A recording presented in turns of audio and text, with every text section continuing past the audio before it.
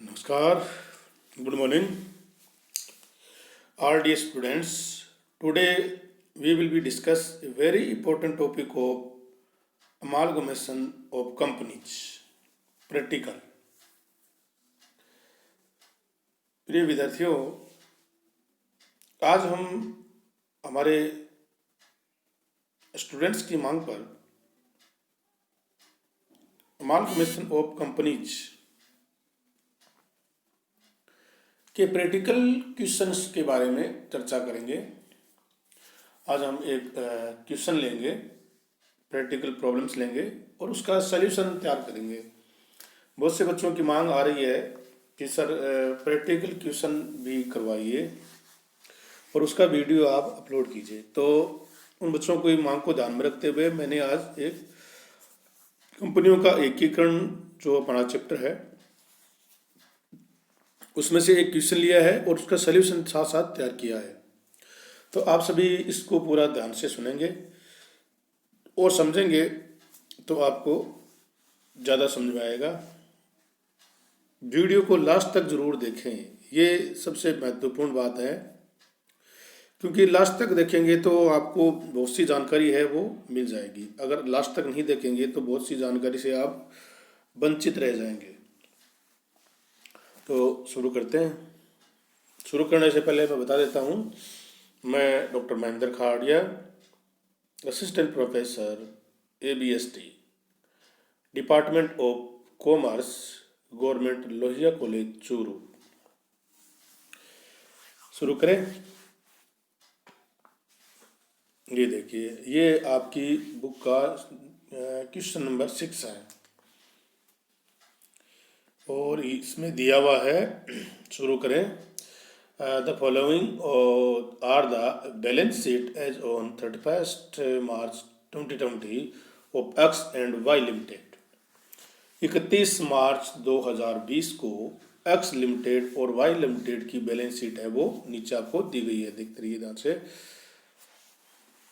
मैं कोशिश करता हूँ कि आपको सब बातें क्लियर हो।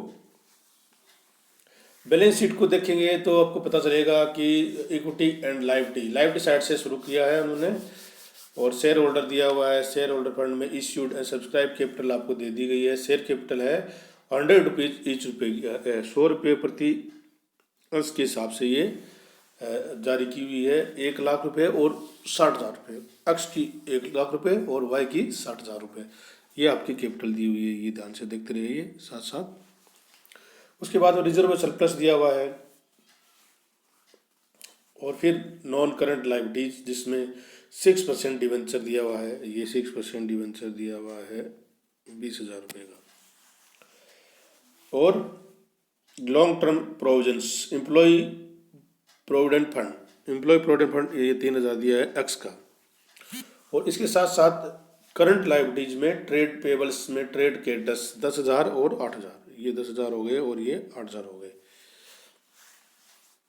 और असेट्स उन्होंने दे दी कि नॉन करंट असेट्स में प्रॉपर्टी प्लांट एंड इक्विपमेंट में, टेंजिबल में लैंड एंड बिल्डिंग में आपको एक्स लिमिटेड की 30,000 की है। Land and building Y limited में कोई नहीं है। प्लांट एंड मशीनरी 1,10,000 और 50,000, ये 50,000। करंट एसेट्स में इन्वेंट्री है, स्टॉक इन ट्रेड 16,000 और 8,000, ये 16,000 और 8,000 दे दिया। ट्रेड रिसीवेबल में सैंडरी डेटर्स 14 और 9,000 और कैश एंड कैश इक्विवेलेंट में 3,000 और 1,000। ठीक है, ये आपको बैलेंस शीट दे दी है। अब आपको करना क्या है वो आगे दिया है।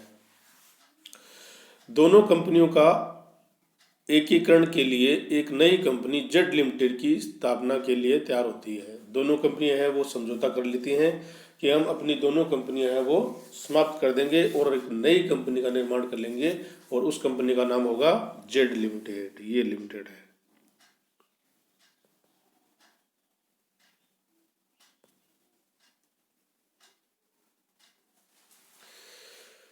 जो कि दोनों कंपनियों के दायित्व और संपत्ति को लेगी। दोनों कंपनियों के दायित्व और संपत्ति को लेगी जेड लिमिटेड।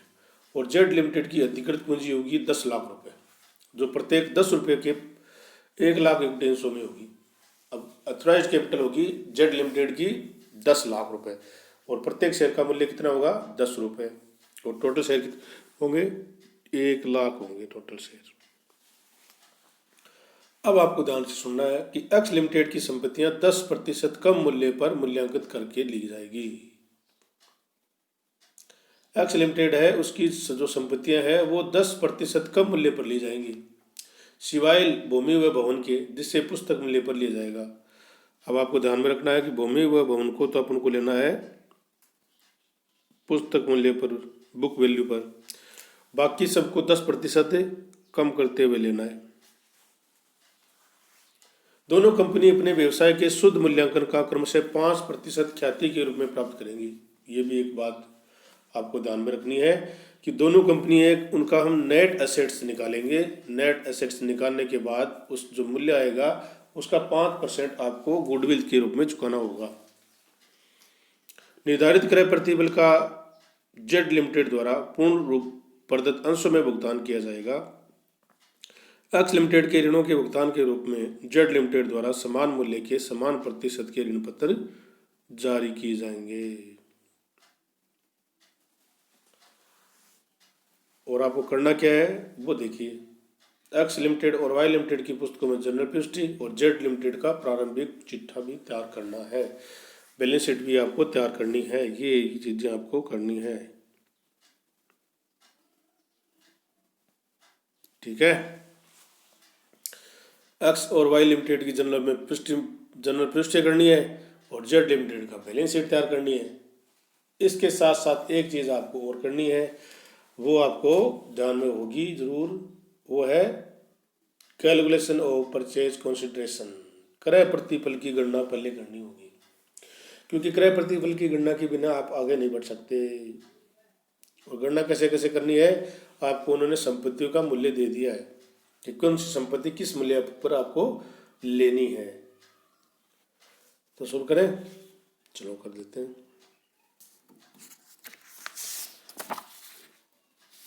मैं कोशिश करूंगा कि आपको इसका पीडीएफ डाल दूंगा ताकि आपको ज़्यादा क्लियर समझ में आ जाएगा। तो शुरू करते हैं। कैलकुलेशन ऑफ परचेज कंसिडरेशन, और एक हम स्टेटमेंट के रूप में ये तैयार करेंगे। बहुत ही सिंपल है, 3 कॉलम इसमें होंगे आपके, पर्टिकुलर, एक्स लिमिटेड और वाई लिमिटेड। ये आपका पर्टिकुलर कॉलम हो गया, और ये आपका एक्स लिमिटेड और ये आपका वाई लिमिटेड। ये पर्टिकुलर, ये एक्स लिमिटेड और ये वाई लिमिटेड। अब पूरा ध्यान से शुरू करेंगे असेट साइड से। Assets taken over, assets taken over. सबसे पहले लैंड एंड बिल्डिंग। आपको ध्यान में रखना है कि भूमि व भवन है उसको पुस्तक मूल्य पर लेना है, बाकी सब 10% कम करके लेना है। तो भूमि है 30,000 रुपये की, तो 30,000 रुपये का आपने यहाँ पर एंट्री कर दी है।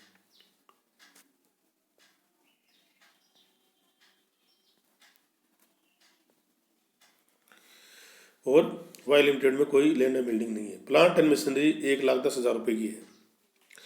1,10,000 का 10% कम करेंगे तो 11,000 कम करते 99,000 रुपये आएंगे आपके। तो ये उन्होंने 99,000 की एंट्री यहाँ पर कर दी है।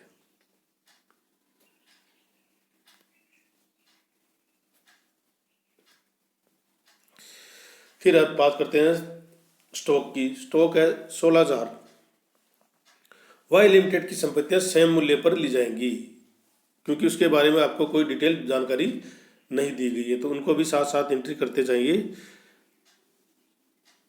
लैंड एंड बिल्डिंग एंट्री कर दी अपने। प्लांट एंड मशीनरी 99,000 और 50,000।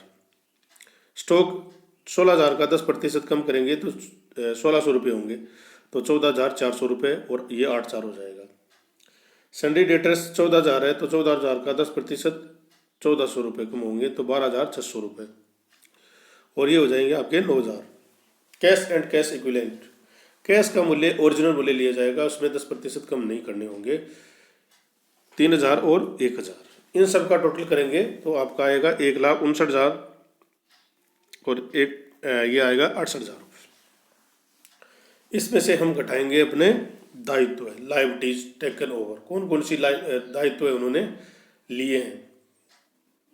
तो दायित्व की बात करें तो 6% डिवेंचर, देखिए शुरू से बात करें तो 6% डिवेंचर 20,000 अक्ष लिमिटेड का, और एम्प्लॉय पीएफ फंड 3,000 रुपये का, और ट्रेड क्रेडिटर्स 10,000 रुपये का, ये उन्होंने दायित्व लिए हैं।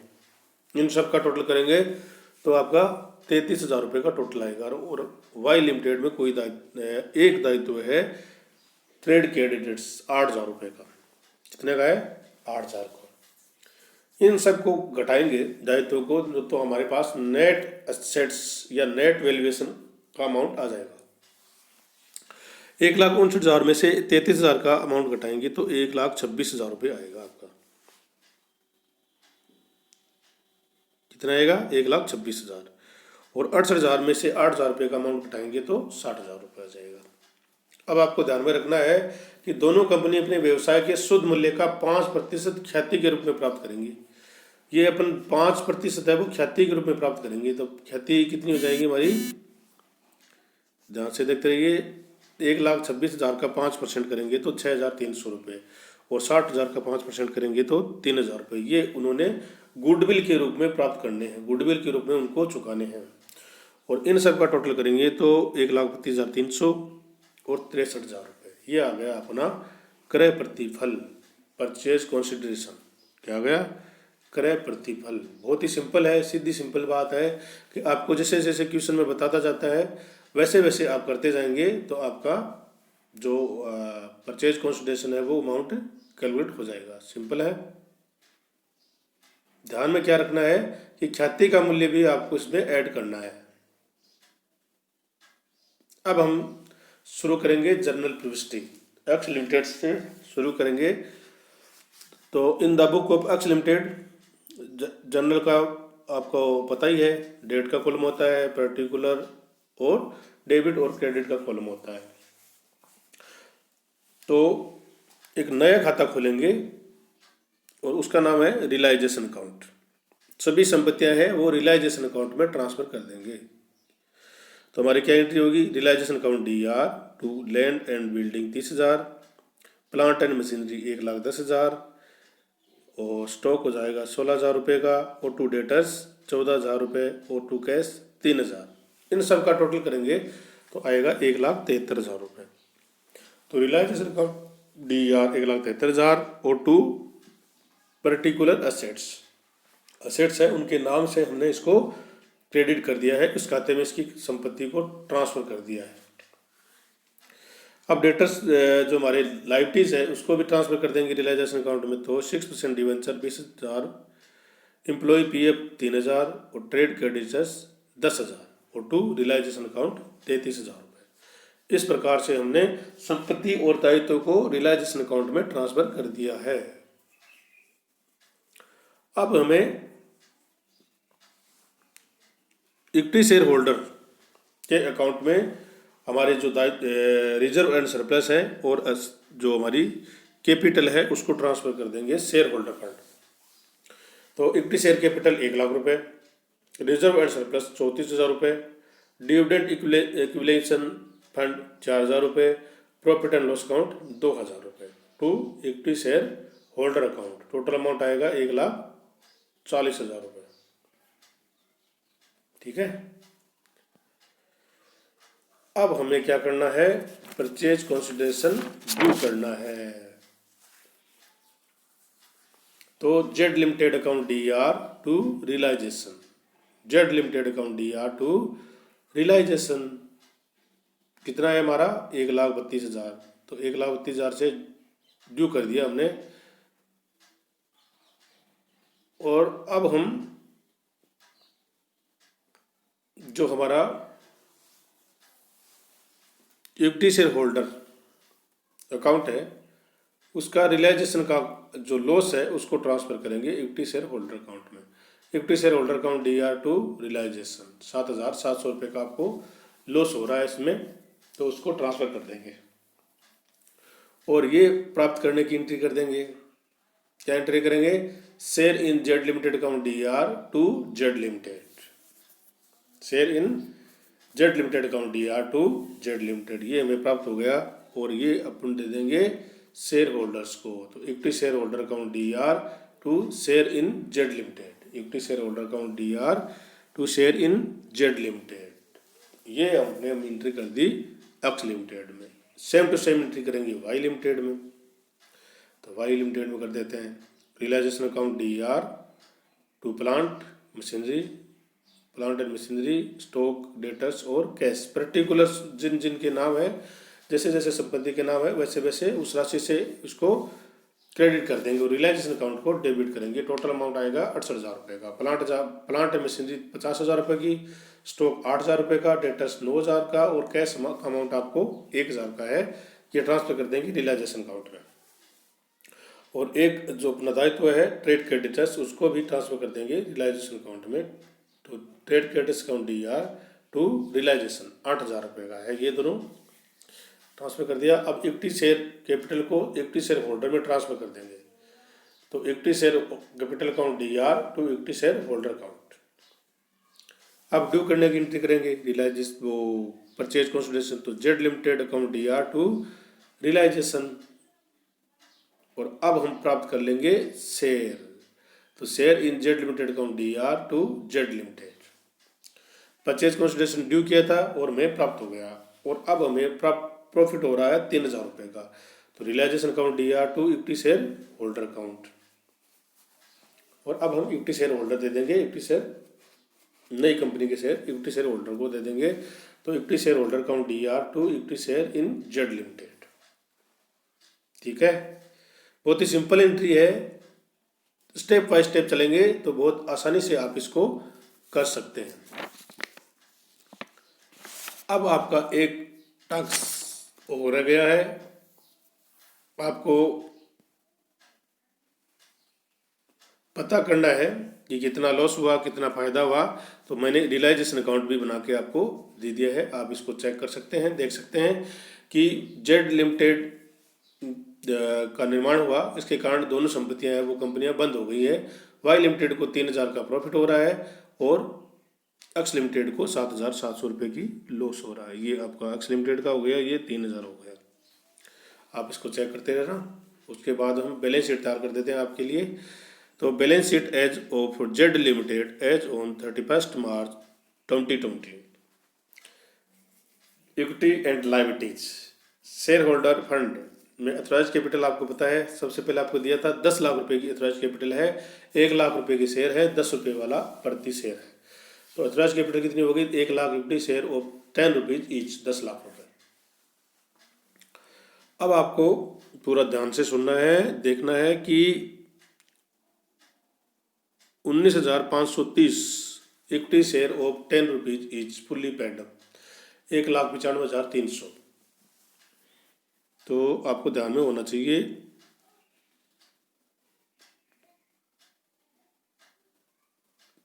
कि परचेज कंसिडरेशन हमने ड्यू किया था, उसके कारण से हमने संपत्ति जो नए शेयर इश्यू किए थे वो आप ये अमाउंट आपका आएगा 19,530। ठीक है, और एक शेयर का मूल्य कितना होगा? 10 रुपये। कर दिया एंट्री। फिर चलते हैं non current liabilities. Non current liabilities में है long term debenture, same to same debenture उसको दे देंगे, सेम राशि का दे देंगे। तो 6% डिवेंचर 20,000 रुपये का। करंट लायबिलिटीज में ट्रेड पेबल्स आपके कितने हो गए? 10,000 और 8,000। 10,000 एक्स लिमिटेड के और वाई लिमिटेड के 8,000। और एक अदर करंट लायबिलिटीज और है एम्प्लॉय PF फंड 3,000 रुपये। इस प्रकार हम टोटल करेंगे तो 2,36,300 रुपये का टोटल आपका आ जाएगा। बहुत ही सिंपल है। एक वापस मैं बता देता हूं, अगर कुछ कंफ्यूजन है तो इक्विटी शेयर अपन जारी करेंगे 10 रुपये वाले। तो हमारा परचेज कंसिडरेशन जो हमने चुकाया था 1,32,300 और 63,000, इन सब का टोटल करेंगे तो 1,95,300 रुपये आएंगे, जो हमने उनको नए शेयर दे दिए हैं एक्स और वाई लिमिटेड में। और उस अमाउंट में 10 का भाग दें तो नंबर ऑफ शेयर की संख्या आपको कैलकुलेट हो जाएगी।